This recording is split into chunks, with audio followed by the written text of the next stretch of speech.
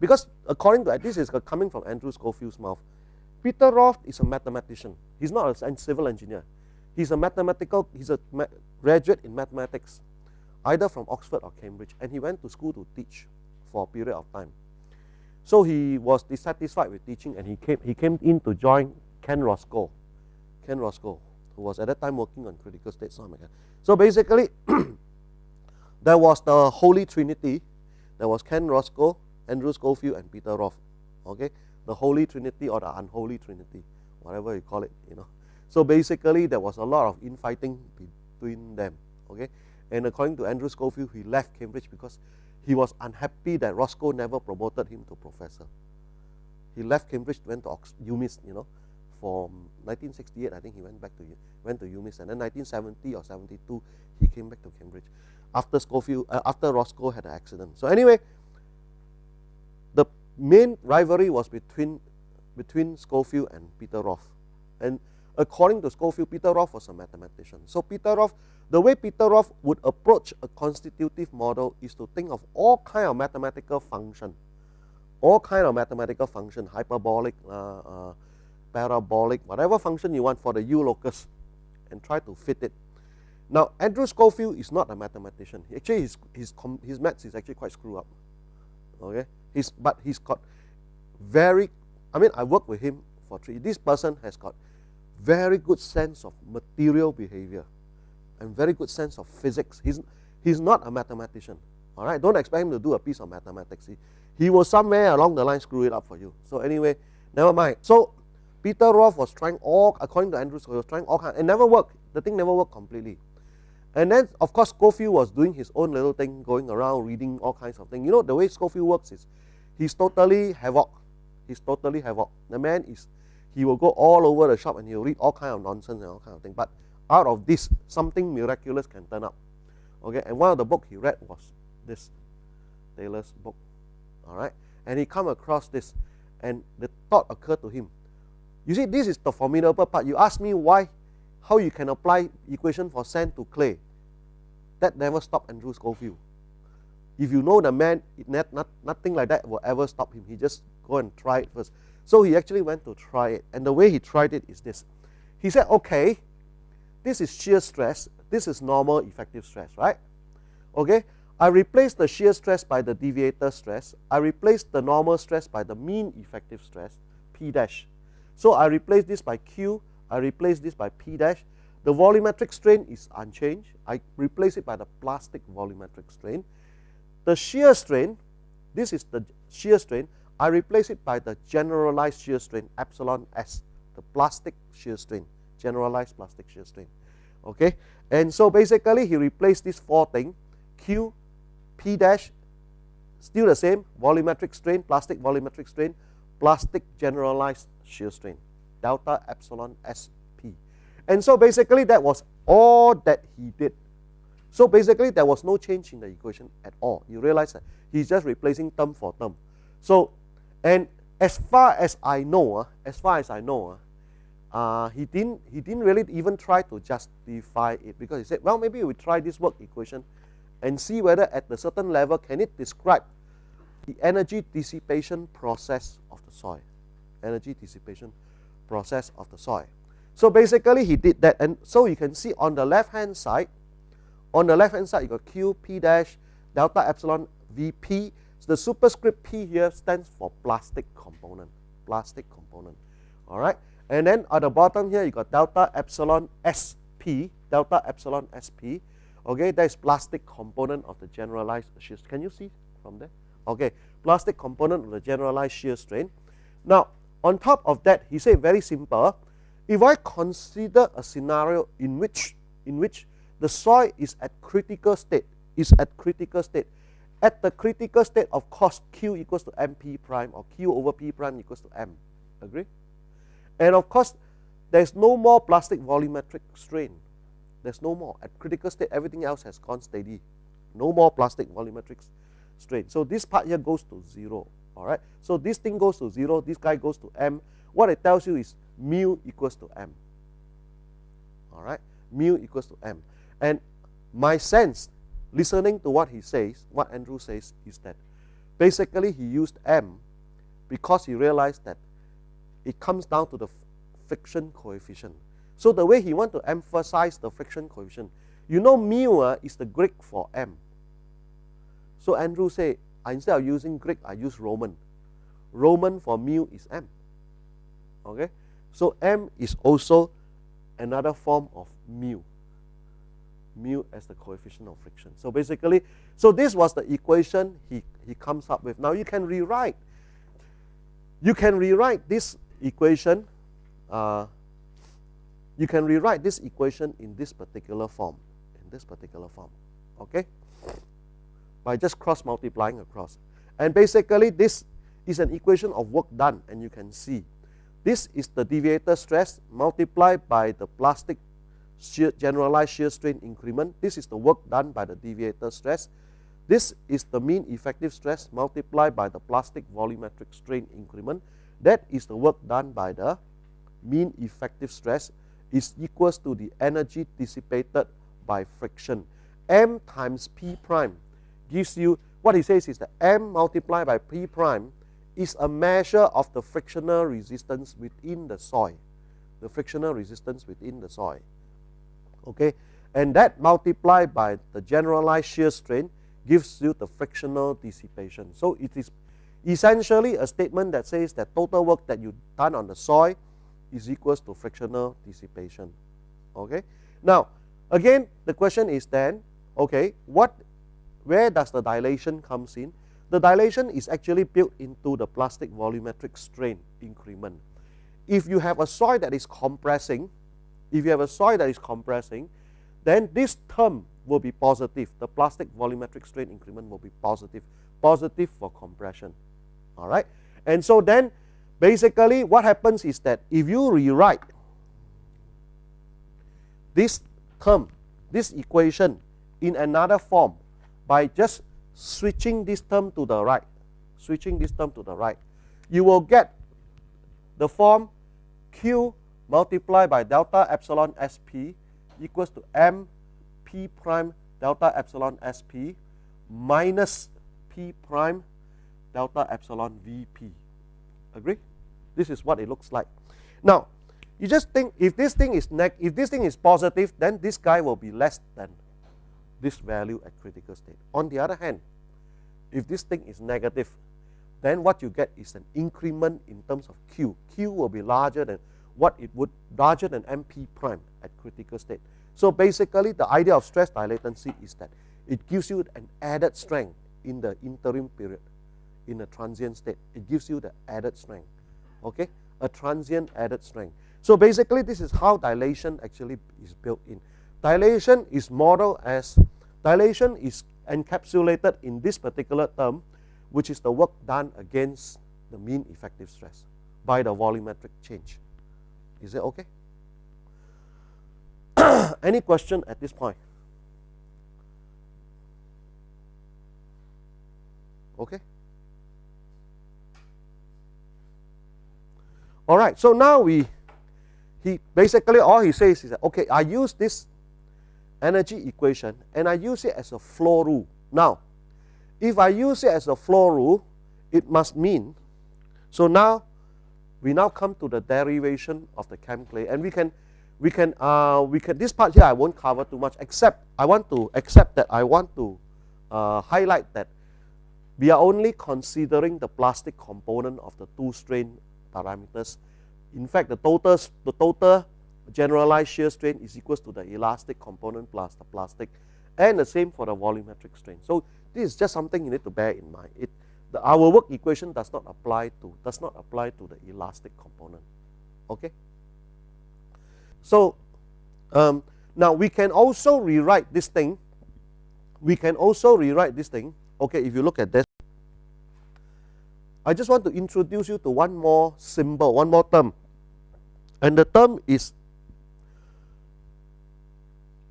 I don't know what you call it, eta or something like that, eta equals to Q over P, all right?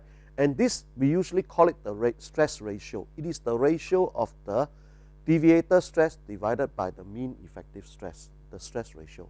So this is going to be something that we'll be using in the later part. So I thought maybe I introduce this to you. at the moment it is not of much significance, except that you will be replacing this by eta, and then when you do the manipulation, you end up having this particular thing. So this is in a sense a flow rule. This tells you how the ratio of the plastic volumetric strain increment and the plastic shear strain increment is coming out depending on M and the stress ratio. Is that all right? Now, the interesting thing is, of course, that if eta, which is Q over P prime, is equals to M, if the stress, when the stress ratio exceeds M, what will happen to this thing? If the stress ratio equals to M, eta equals to M, what will happen to this thing? 0, right? So what it tells you naturally is that at critical state, there is no further volumetric change. Now, if eta is less than if eta is less than M, if it's not quite critical state, the stress ratio is not quite critical state, all right, then this thing will be positive, correct? M minus eta will be, and then you will get positive volumetric strain, which is compression.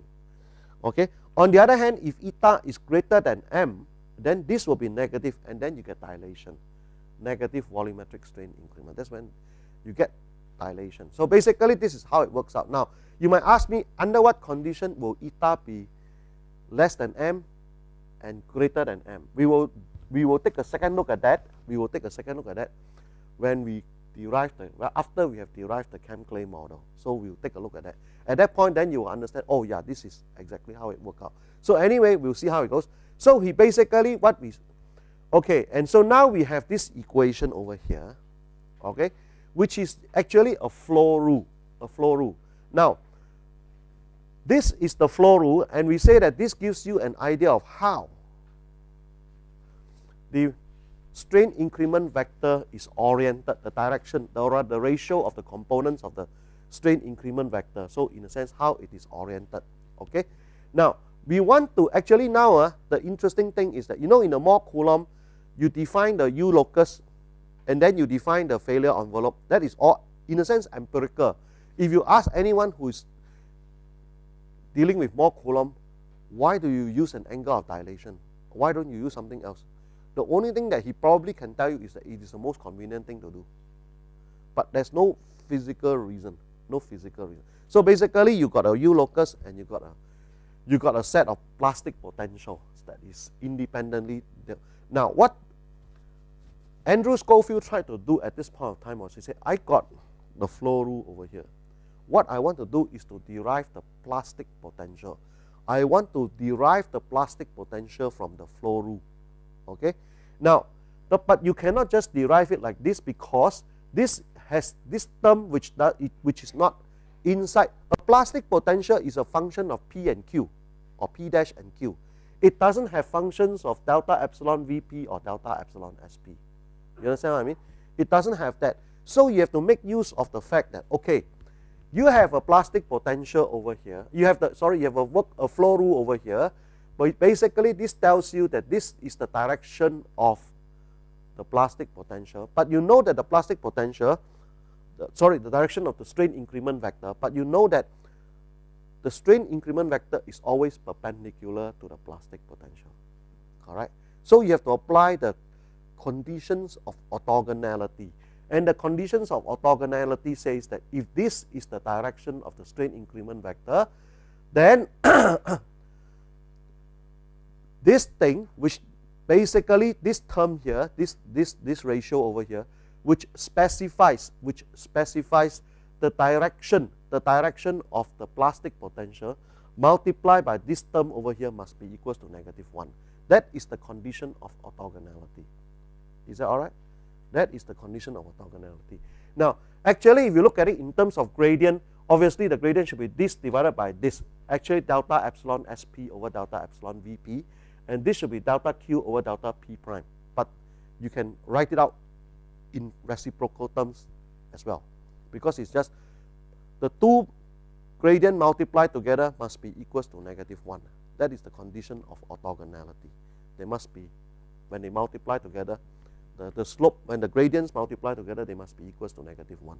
So once you apply that condition, you immediately are able to derive that delta epsilon Vp over delta epsilon Sp equals to minus delta Q over delta P. Now, if you want to write it in the standard orthogonal form, then delta epsilon Sp is equivalent to the y direction. Delta epsilon Vp is equivalent to the x component. So you would have delta epsilon Sp over delta epsilon Vp. Let me just try to draw that particular chart.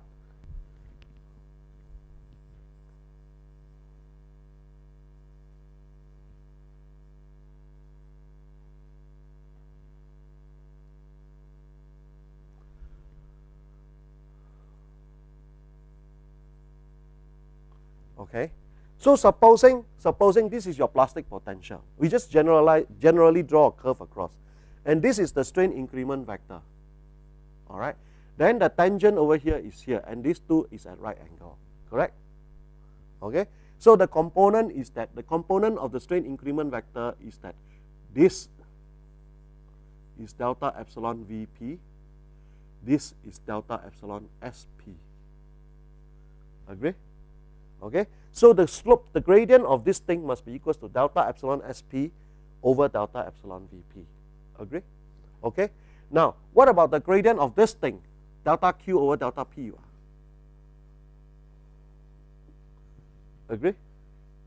Okay, so this, the gradient of this tangent is delta Q over delta P. So multiply by delta Q over delta P prime equals to -1. All right. And this is exactly equivalent to that, except that I flip all the terms bottom to top. Okay, but if reciprocal of -1 is still -1, so it doesn't affect the equality. Is that okay? Okay, so now we have this equation over here from which we can derive this thing. All we need to do is to substitute this guy into here. All we need to do is to substitute this guy into here. Okay. So that gives you a differential equation, which if you solve it, will give you the plastic potential. Okay, so the differential equation now has this particular form. Okay, and I won't go into the detail of solving. Because the details of the solution are actually captured there. This is a linear first order differential equation, something that you probably have learned to solve in the first or second year of your university. All right, this is linear first order differential equation. And so when you solve it, you get an equation that looks like this. Okay, so you can see that this is a log function, log of P prime. Okay, so basically now C is the constant of integration. So now the question is to define what is C. Okay, there are two ways to define what is C. It turns out that there are two ways to define what is C. Okay, the first way you can define what is C is to say that at the critical state, Q over P prime is equals to M, and P equals to PC prime, where PC prime is the mean effective stress at critical state. All right, and so that allows you to then substitute everything in and evaluate C. And if you evaluate C, you'll find that C is equals to this. Back substituting this equation into the previous equation, which is this thing over here, leads you to this particular form of the chem clay plastic potential, the original chem clay plastic potential, okay, which is one form of the equation for the plastic potential. All right.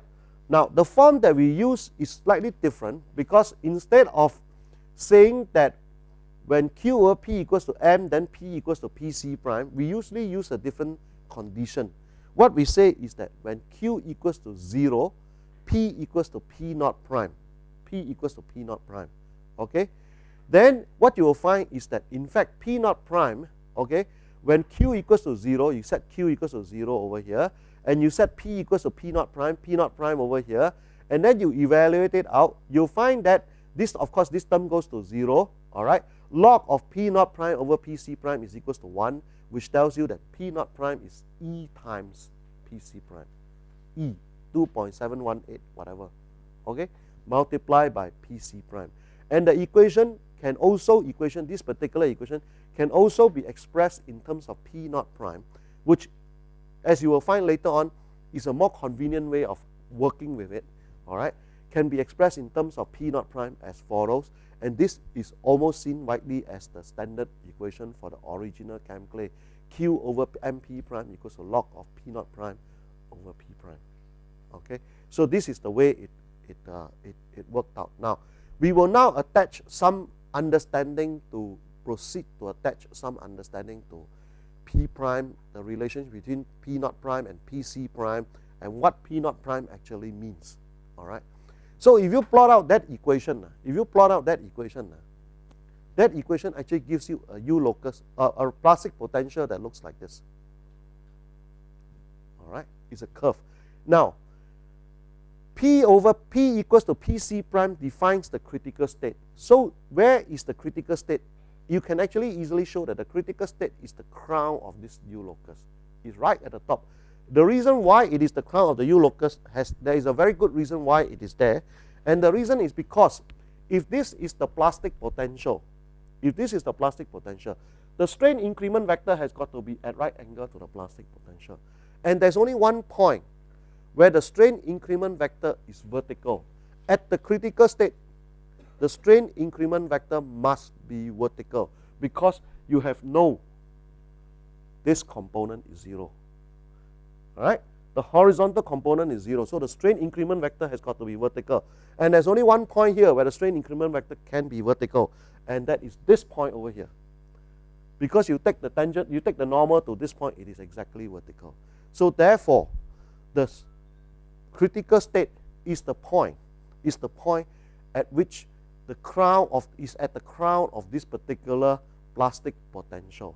And so we can say that if this is the critical state point, then a critical state line will be this particular line. And then the gradient of this, you can easily show Q equals to MP prime. Is that okay? Q equals to MP prime. Now the question is, okay, if this is where PC prime is, okay, PC prime is. We know that P naught prime is E times PC prime. E is about 2.718. So P naught prime has got to be on the right hand side of PC prime. It also has got to be at a point where Q is 0. There's only one point, and that's this point, where the U locus hits the x-axis or the P dash axis. All right. So the ratio between this value and this value in the chem clay model is always 2.718. All right, and it's a characteristics of the original chem clay.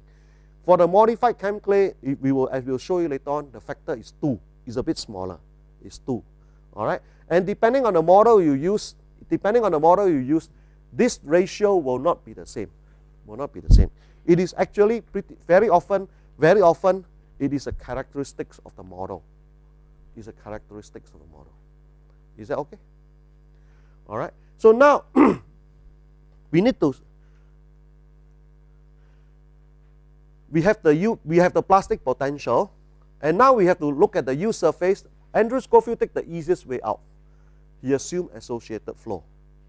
Okay. Now you'll find that in a lot of more sophisticated constitutive model. I'm not saying that there are none. There are. I've come across some which use non-associated flow, but people try to avoid non-associated flow wherever they can, because you know why? The U locus is already so complicated, and you still have another more complicated plastic potential. The whole thing will require many parameters, and the whole thing becomes very unwieldy if you try to do that. So basically, people say, okay, I try to associate the two so as to at least make life a bit easier for me and for whoever is using it. Now, so Andrew Schofield took the easiest way out. He tried the first thing, which is to say I associate the U locus to the plastic potential, which is to say that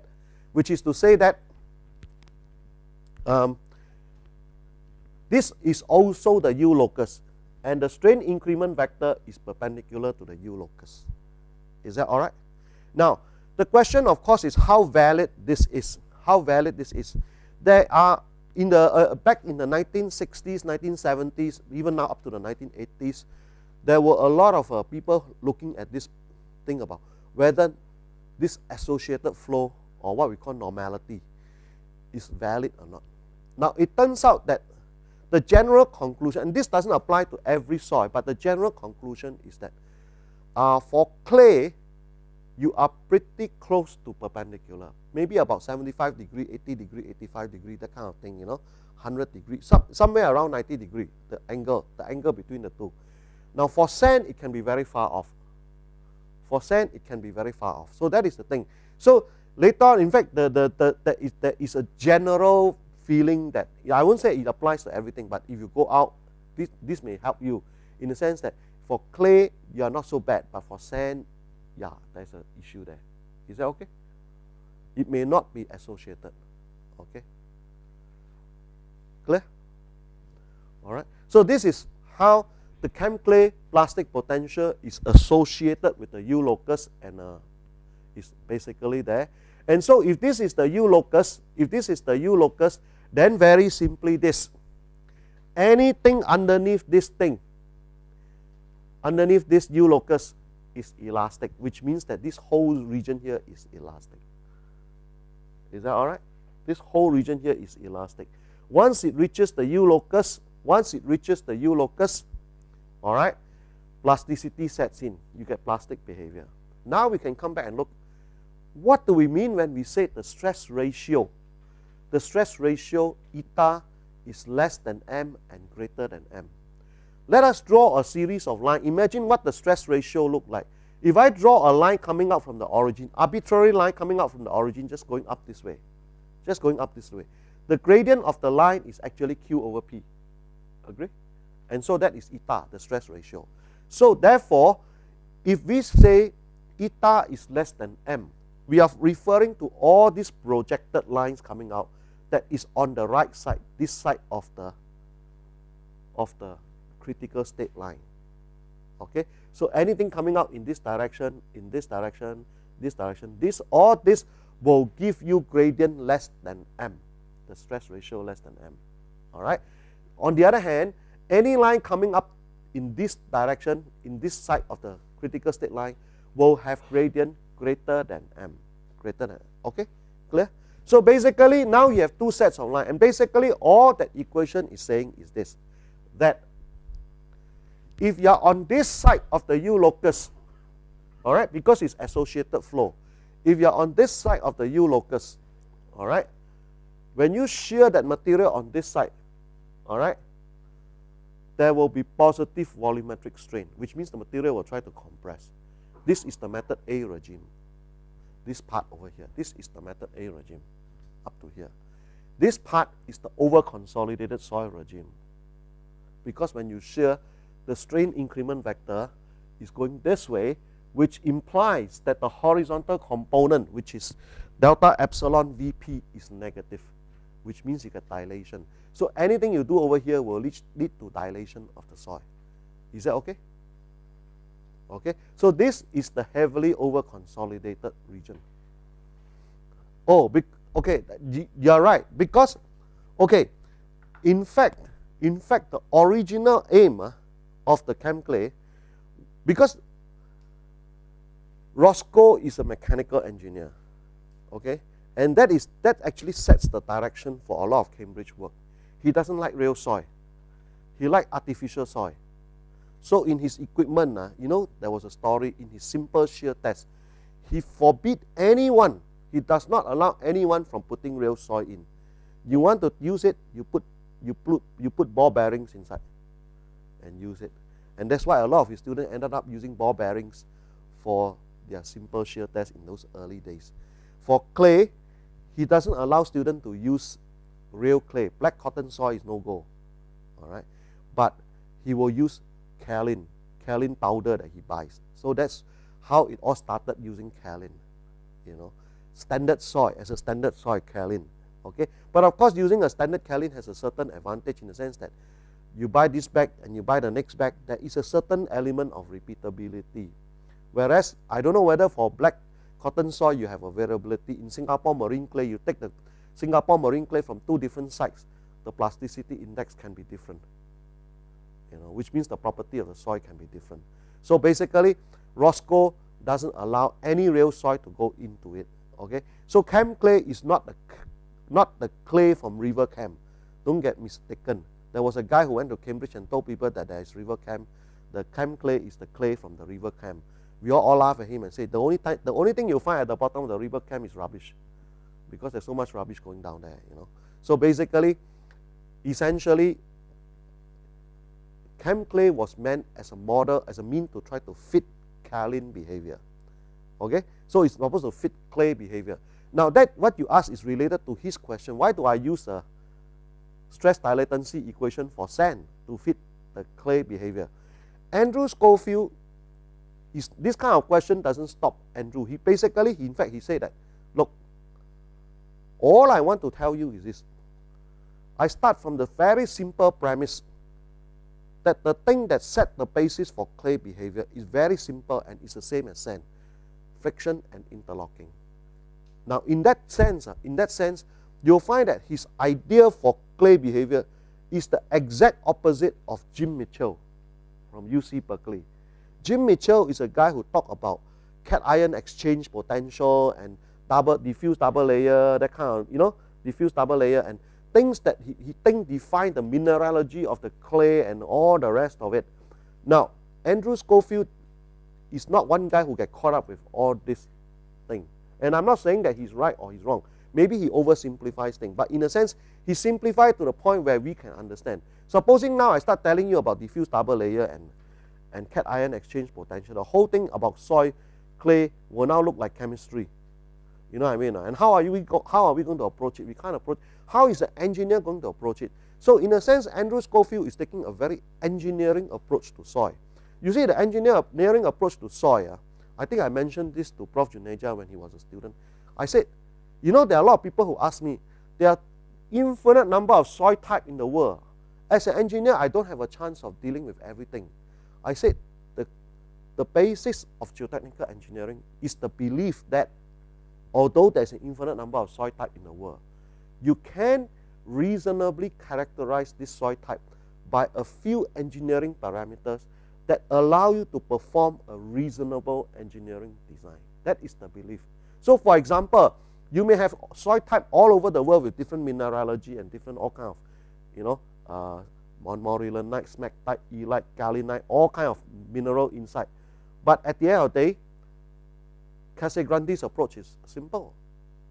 As long as you can characterize them using a quantity called plastic limit and liquid limit and plasticity index, you can carry out some reasonable engineering design. That is the basis of geotechnical engineering. Otherwise, as geotechnical engineering, we all throw up our hands, I'm dead, you know. You can't do that, because at the end of the day, you still have to do something, right? Right? Don't tell me you go to Singapore, you hit marine clay, you say, oh, sorry, I can't do anything. My lecturer has never taught me about. But honestly, you still have to do something. You look at the bore log, you look at the site investigation report.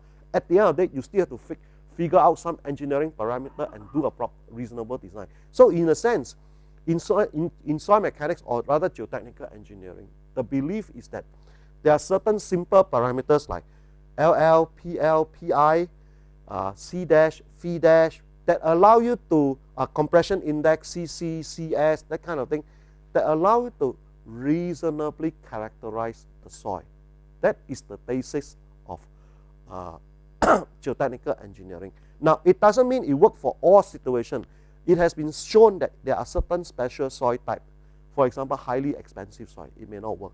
For example, for highly sensitive soil, the kind of Norwegians, quick clay, it may not work.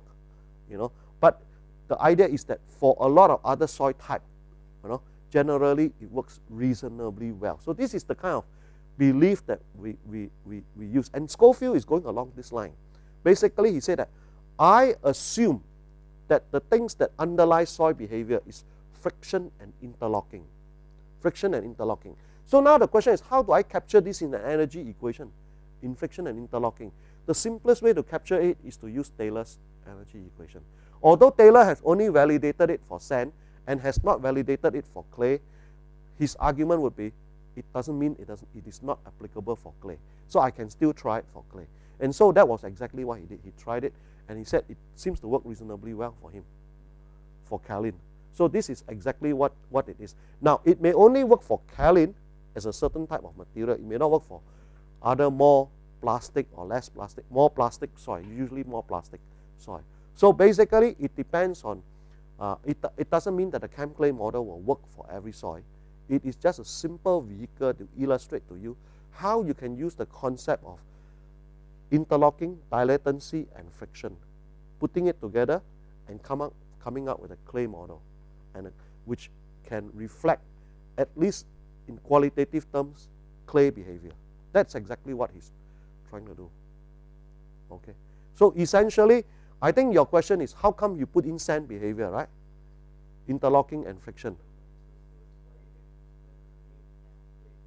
Cam clay comes up. Oh, why did the name cam clay comes up? Very simple. Cam clay is not the clay of the river cam. Okay, when they produced this material, Schofield was the one who told me this. He said that he was so intrigued that he put in sand, friction and interlocking, and lo and behold, it comes out looking like clay behavior. So he said this is obviously a fictitious material. It's not real. It's a model. It's not real. It's just a model. All right? It is not real. But he said that we want to call it something that has a name. So basically, there was a river Cam flowing behind the engineering department of Cambridge University. So the most convenient is I call it Cam clay. Okay? And he told me another story where at that time when they were doing this, producing this Cam clay model, at University of Kyoto, okay, Ota Sekiguchi was producing another model which is based on one-dimensional consolidation behavior as the reference. The Cam clay model is based on isotropic compression as a reference. Okay, and there was a Kamu river flowing at the back of near to the University of Kyoto, and he was joking, if they had published that model first, instead of Cam clay model, it would have been called Kamu clay model. So basically, Cam clay is just a joke. He told me it's just a joke. It's a joke of a name because there's no such clay in River Cam, but they just call it a fictitious model called Cam clay. That's all. But he was intrigued because he said, exactly like our friend here said, you put in sand behavior and suddenly you come out clay behavior. So what he says is this. What he told me is this. What this demonstrates is that very often, not all the time, but very often, you may be able to explain 70 to 80% of clay behavior by very simple mechanism of friction and interlocking. There may be 20% that you have to use things like diffuse double layer, cation exchange and things to explain that, you know. But as an engineer, if you are happy with the 70 to 80%, you can do a reasonably good design on very simple basis, not something complicated. That's basically what he was telling me, you know. So basically, the idea is that you can actually formulate something reasonably good, not 100% perfect, but I would say more than 50% okay, based on very simple parameters. Okay, so I hope it kind of, but there's a long history to it. A long history to it. You see, the thing is that you got to understand the British, and this is what you got to learn from them. You know, I think we got to have a Singapore river model or something like that. You know, now the Sydney people come out with the Sydney soil model, SSM, Sydney soil model. It was recently published a few years back, couple of years back. So basically, if you come up with a model, you can call it a Bombay clay model or something like that, and that's fine. And that's good because you know why? You want people to remember that this model was started by IIT Bombay and not by somebody else. So you can call it your whatever name you want that is unique to your institute. That's why the Cambridge people are the British are very good in doing this. You know, they are very good in planting a flag there and say this belongs to Britain. Okay? They can even plant a flag in Mumbai and say this was discovered by the British. They probably did that as well, right? But you see, that's the way that in those days nobody challenged them. You see? So basically, you can always do the same thing. The Sydney people had, University of Sydney people, Carter, Airy, and the rest came out with the Sydney soil model. Whether it will take off or not, doesn't matter, but they put the University of Sydney name there. So there's nothing to prevent you from have a Mumbai soil model or something like that, you know. Right? Like you say, Mumbai Institute of Technology, why not Mumbai soil? You know, Andrew Witter has his MIT E1, MIT E2, MIT E3, MIT S1. He's got like 4 or 5 soil model after MIT. You know, you can always have your MIT soil 1, Mumbai Institute of Technology soil 1. Okay. Okay. So basically, this is the story behind the Cam clay. And basically, the thing about Andrew Schofield is that he's an engineer in that sense. He's not a mathematician. He's an engineer. So basically, he said, you got to produce something reasonably simple for people to use, not something incredibly complicated that nobody can understand, nobody can use. Then what's the point? It may be reasonable, very accurate, but no point. People cannot use, you know. So in that sense, whenever I asked him about Jim Mitchell's work, the impression I got was that he wasn't overly impressed. Have you come across Jim Mitchell? UC Berkeley, you know, they call it what? He wrote a book called something of soil mechanics also, Fundamentals of Soil Mechanics, Fundamentals of Soil Behavior. Fundamentals of Soil Behavior is a book by Jim Mitchell, J.K. Mitchell, and J.K. Mitchell is a chemistry approach.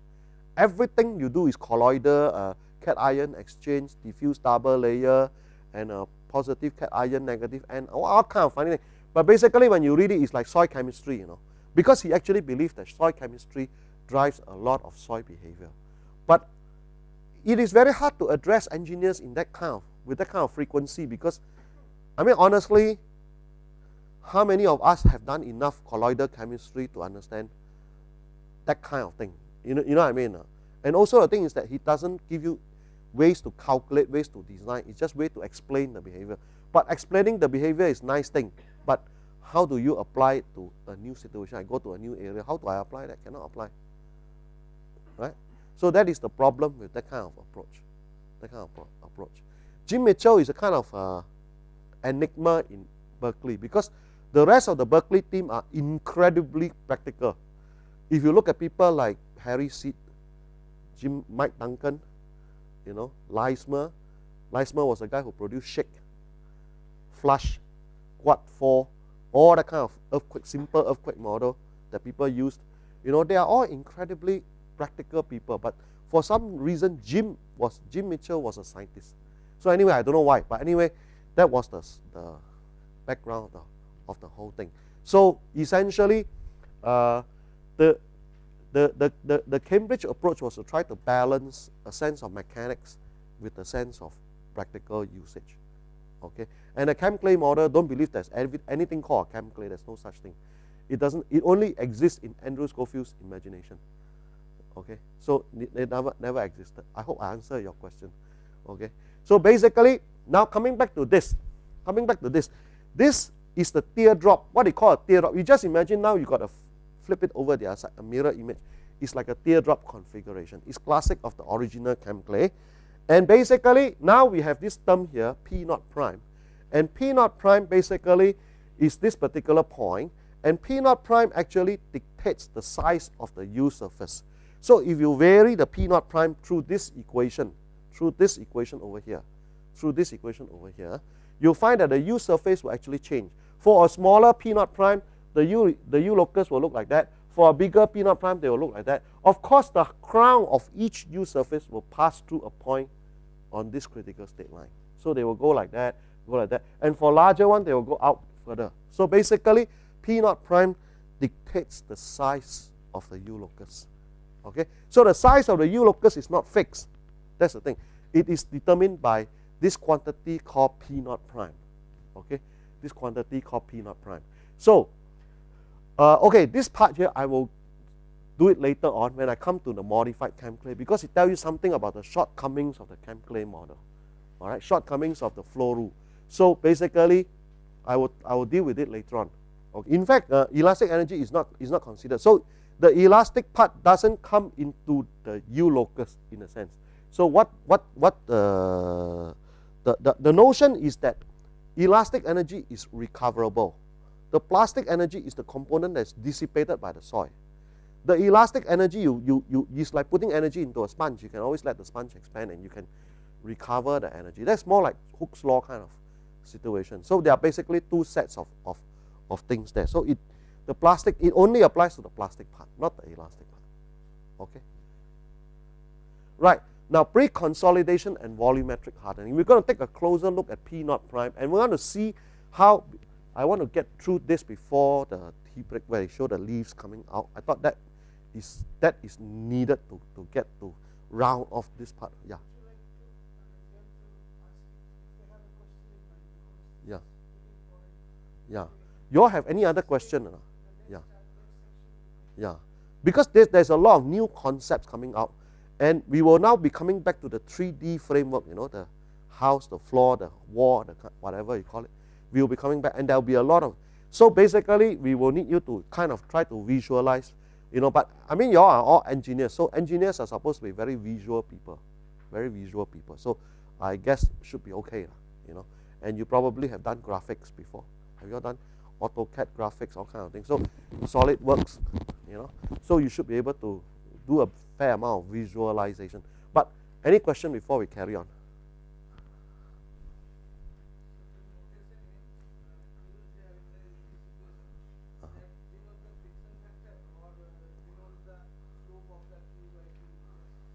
You mean the M value?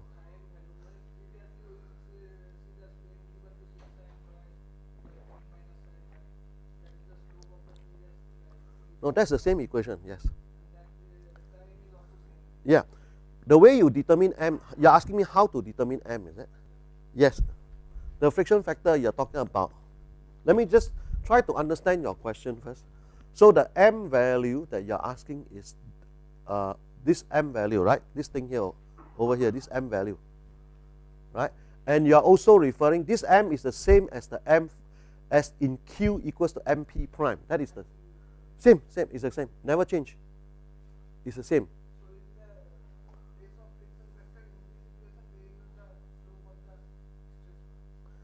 Yeah, okay, let me try to figure out what you are driving at. No, okay, Q equals to MP prime only applies to the critical state, the soil at critical state. It is the equation of the critical state line. So it only applies to the critical state, Q equals to MP prime. That only applies to, that line only applies to critical state. Yes, it doesn't apply to all the other state. So you have to bring the soil all the way to critical state, and what they say is at critical state all the point will lie along this line. Could be out, could be this way, could be that way, yeah, could be this way, yeah. Okay, and the question I think are you asking also how to determine M? In practice,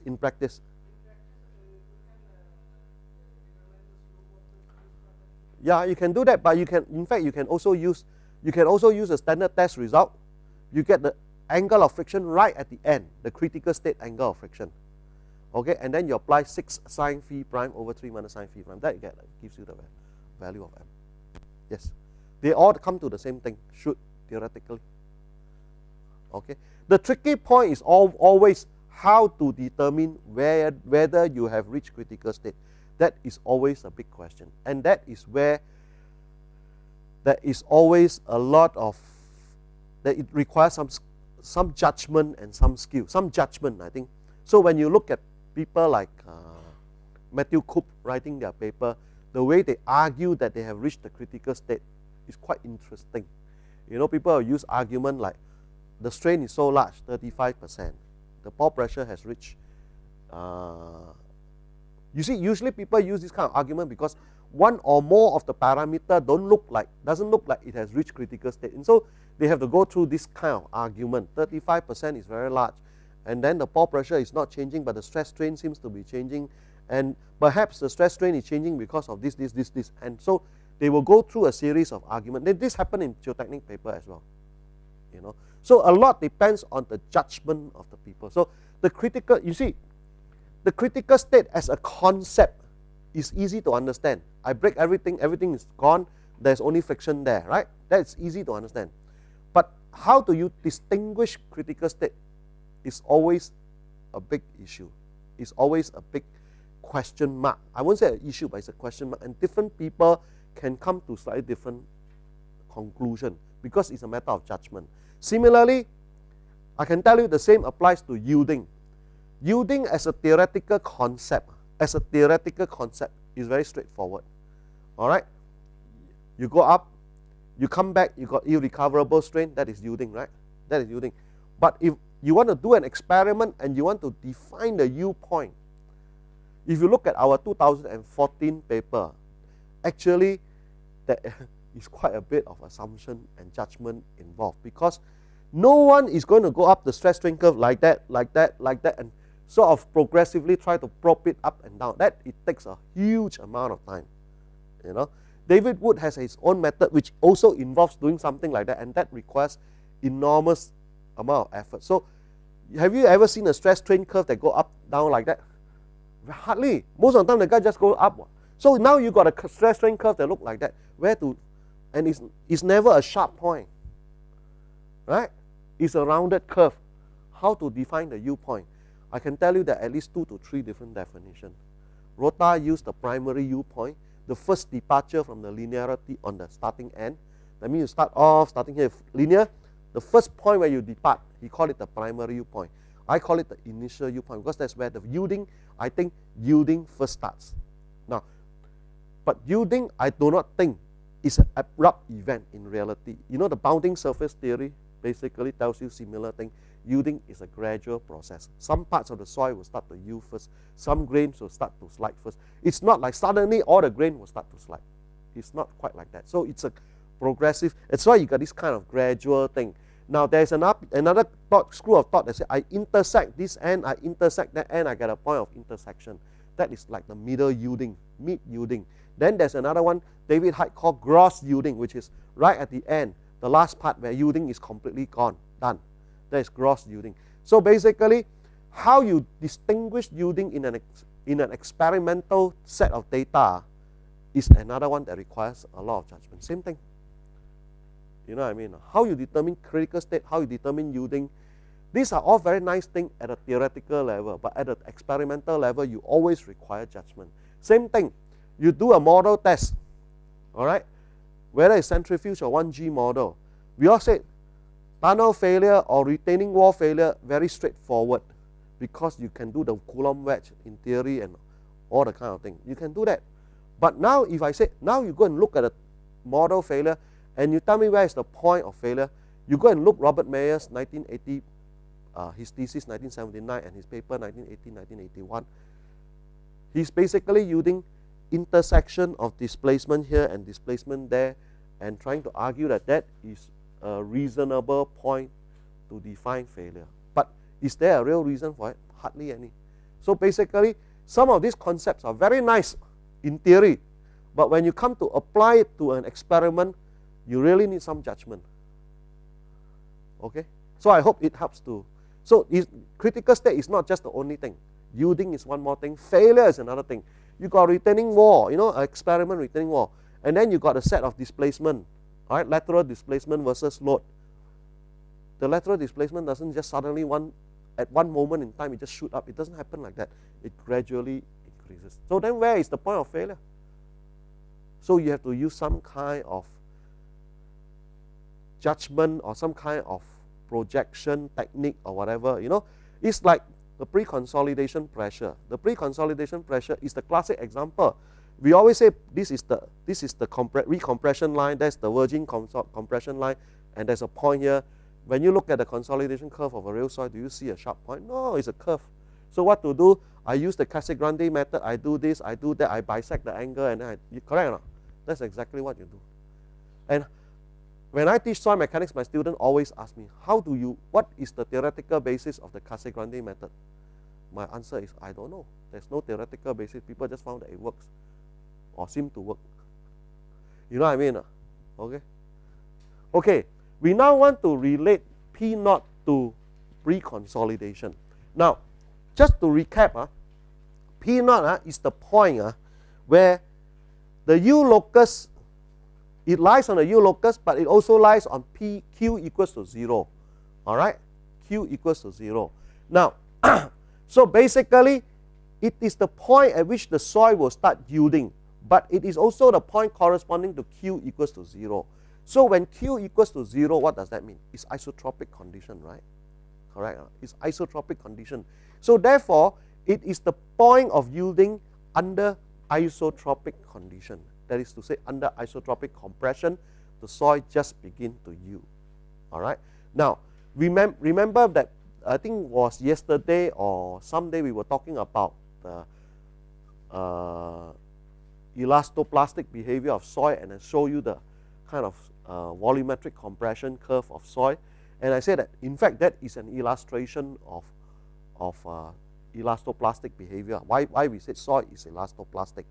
Okay, so basically, if you look at that, this is an idealized form of that compression curve. This is the normal compression line idealized into a straight line. This is unloading, reloading line, one of them. This is another one of them. Okay, and of course, in the idealized situation, this point is a sharp point. There's no issue. All right, this point is a sharp point, and there's no issue here. So essentially, this is it. I have replotted this so that the P or log P is in the vertical direction, and then V is on the horizontal direction, but V is decreasing in this direction. V decreasing in this direction. All right. So it's essentially the same E log P, V log P plot, except that it is rotated to show you that this is really an elastoplastic framework. And we mentioned that this is elastic. This region here is elastic. This is another elastic region, and this is the elastoplastic region. All right, and this is the soil under isotropic compression on the floor of the house. Q equals to 0. Q equals to 0. So basically, if you look at that, where is the point at which yielding first start? For this line, it must be this point. Point A. Point A is the point where yielding first start for this particular URL. For this URL, yielding will occur at this point, start at this point. Am I correct? All right. Prior to that, it's all supposed to be elastic. It's all supposed to be elastic. But at this point, yielding first start for here, URL 1, first URL. For URL 2, yielding starts at this particular point, first yielding. All right. So this point, therefore, this point must lie on its own U locus. Must be on a U locus. All right. Suppose we focus on one of the URL, say this one here. Then this point must lie on its U locus. All right. All these points are elastic. They will be underneath the U locus. Underneath the U locus. Okay. But this point will be on the U locus. But this point also corresponds to Q equals to 0 because it's isotropic compression. Okay. So if you look at that, then this point is also equals to P naught prime. All right. So P naught prime is effectively the isotropic pre-consolidation pressure of the soil. Okay.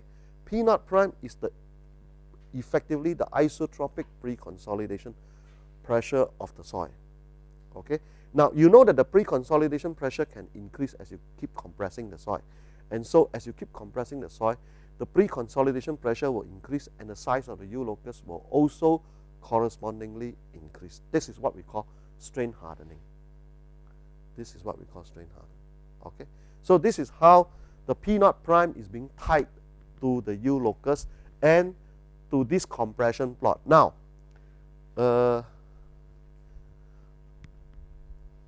we can now look at this in terms of the three-dimensional thing.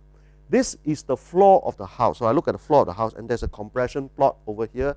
On the wall of the house, I can see the U locus, the teardrop U locus. The question is, how does it all tie together? How does it all tie together?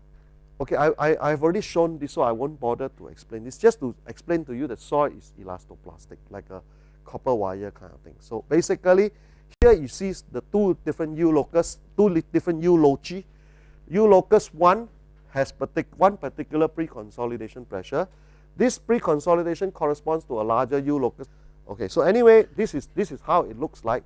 So a larger pre-consolidation pressure corresponds to a larger U locus. Okay. Now, the concept of elastoplasticity says that if you have a U locus, say we forget about the bigger one first, and we just look at the smaller one. Anything under the smaller U locus is elastic, including the baseline here, this baseline over here, all the way up to here. Then it goes, then yielding will start. Is that all right? So this baseline is elastic. Now we want to relate this baseline of the U locus to the elastic regime on the compression curve.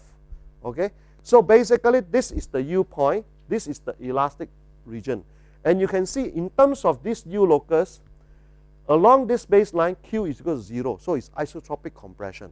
So supposing I bring a soil through isotropic compression starting from here all the way up here. Of course, all the way Q will be 0 because it's isotropic.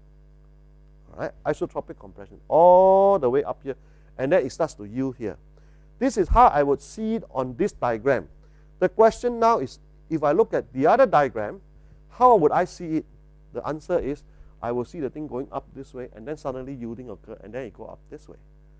Okay, so basically this line over here corresponds to the baseline of this U locus, which means that now I need to use this thing.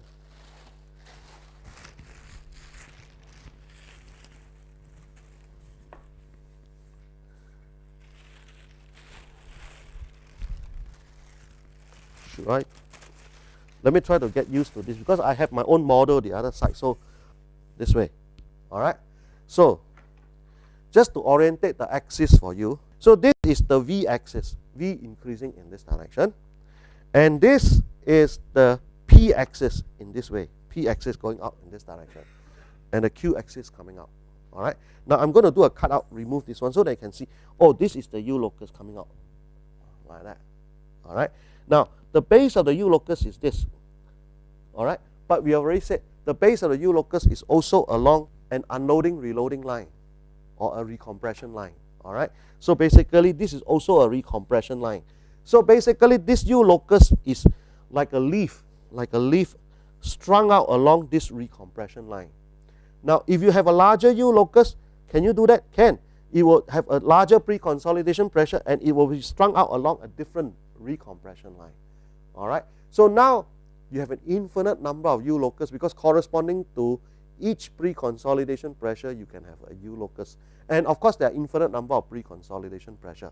The important thing is for each pre-consolidation pressure you have one U locus strung out like a leaf, another U pre-consolidation pressure you have another U locus strung out like a leaf, and another one strung out like a leaf. So all the U loci are strung out like leaves on a branch along here.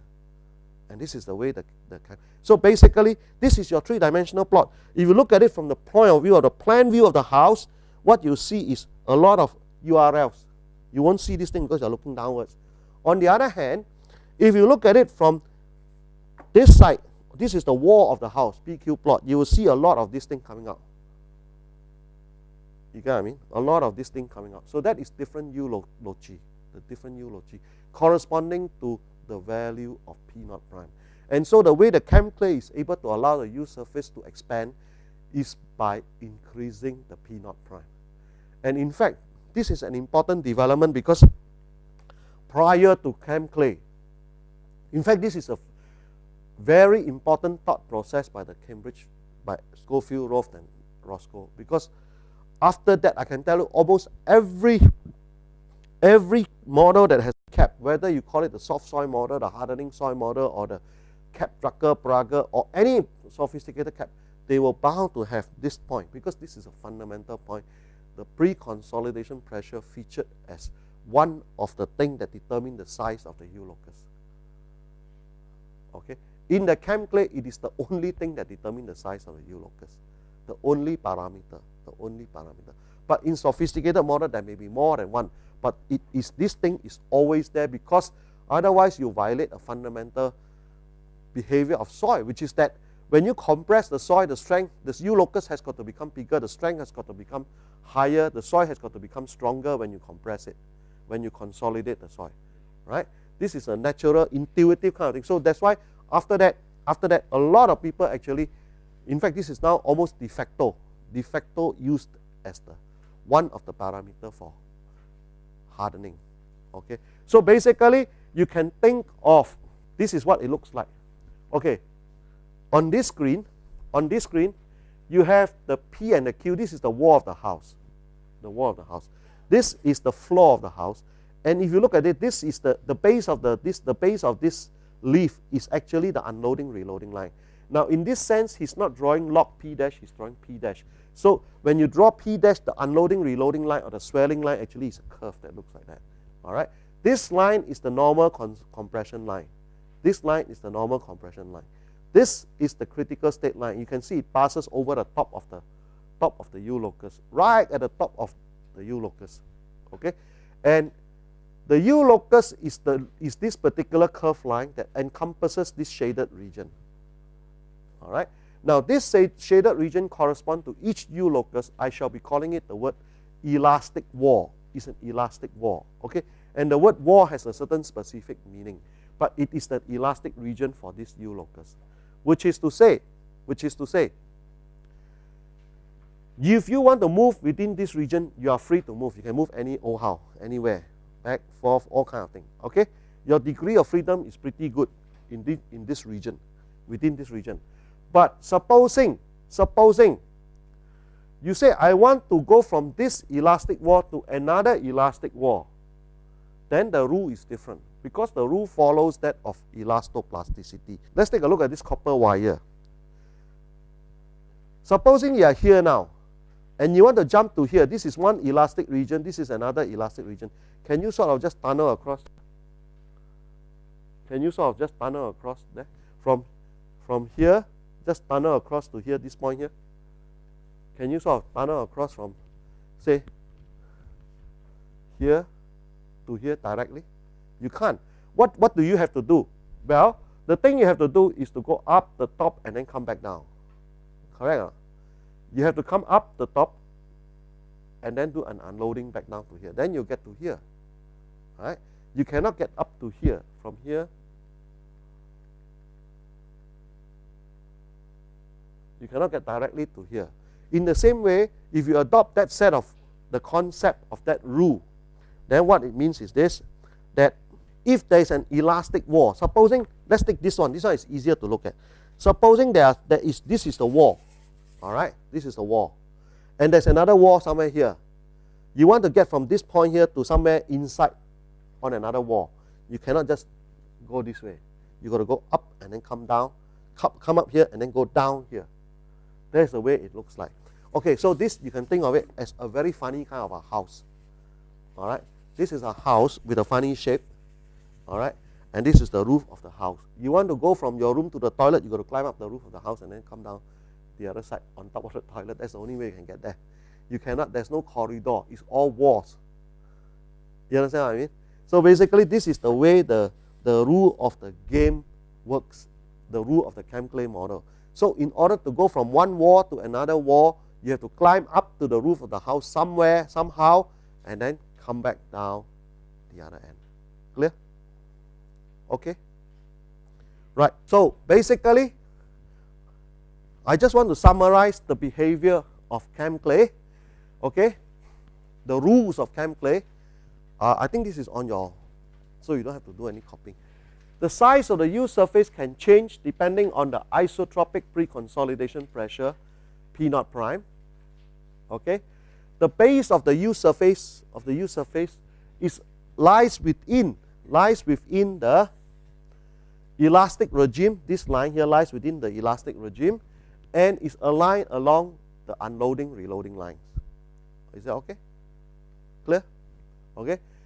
Okay, if you have any query, please stop me. This is critical. Because after the break, when we come back, we start showing those videos. You see how this is being used. Okay? But you can still ask questions at that point.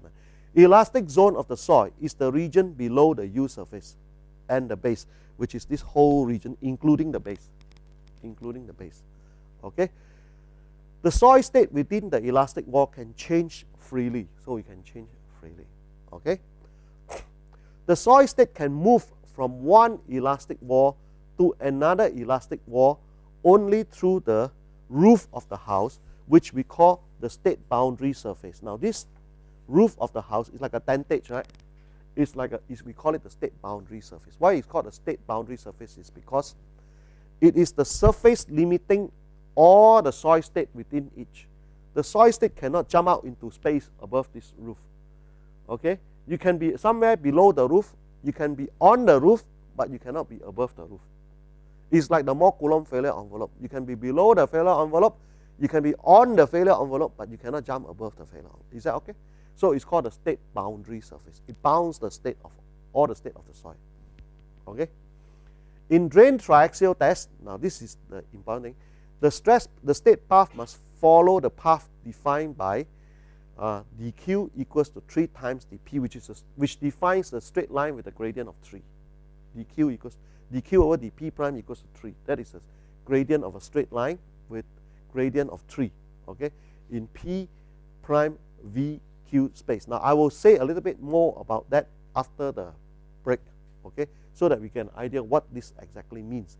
In undrained triaxial test, the state path must follow the plane defined by v equals to constant. It's a constant void ratio, constant specific volume, no volumetric change.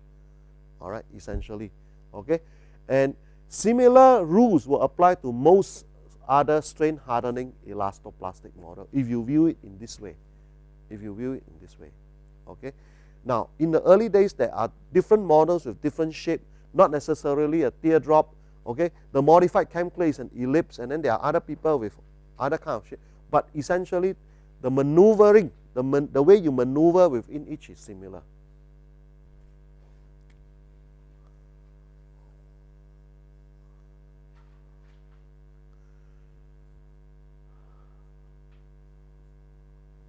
Or E, all right?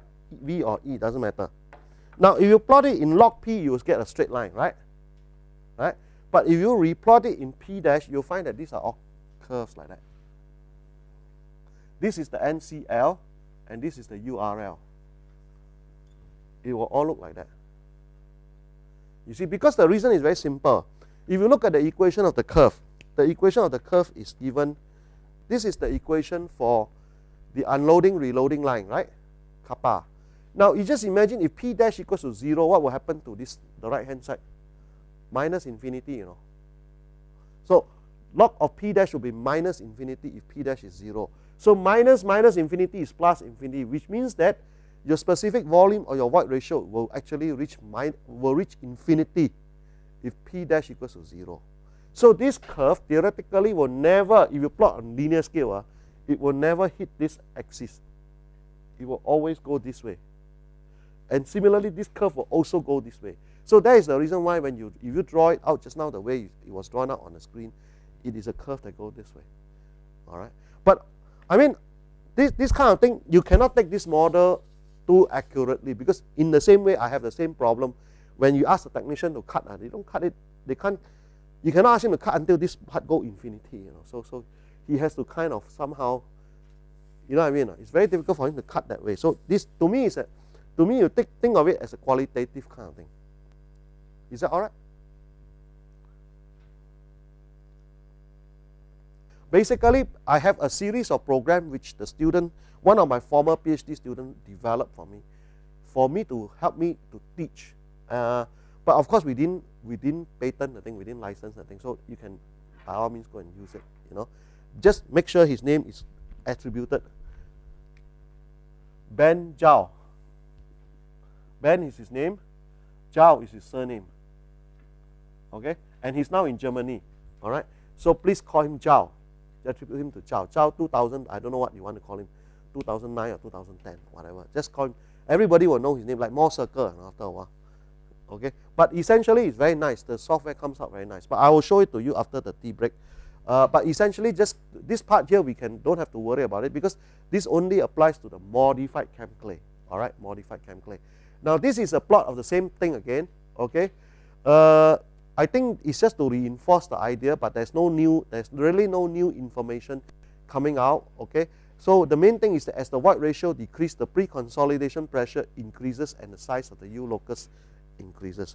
Now, before we go into the tea break, maybe just give you an idea of what the program looks like, all the 4 programs. Okay, this is an animation to show you how a normally consolidated chem clay would react under drain triaxial shearing. So this is the kind of thing that come up. So it helps, because it is animated, it helps you to see how the stress path develops outwards. Okay, all you need to do is click on the exe file and it will run the thing for you. Okay, so I have quite a few. I think I have a total of 6 for normally consolidated, lightly over consolidated, and heavily over consolidated. And then I have got drain and undrained, so total of 6. Okay, so I think I will show it to you anyway, just because it helps to explain a lot of things. Before these programs came out, it was very hard for the student to visualize. But after you got this program, then you see the thing happening, and then you pause and you explain. It's quite much easier to do that. Okay. Okay, any questions before we break for, is it time for tea? Okay, any question before we break for tea?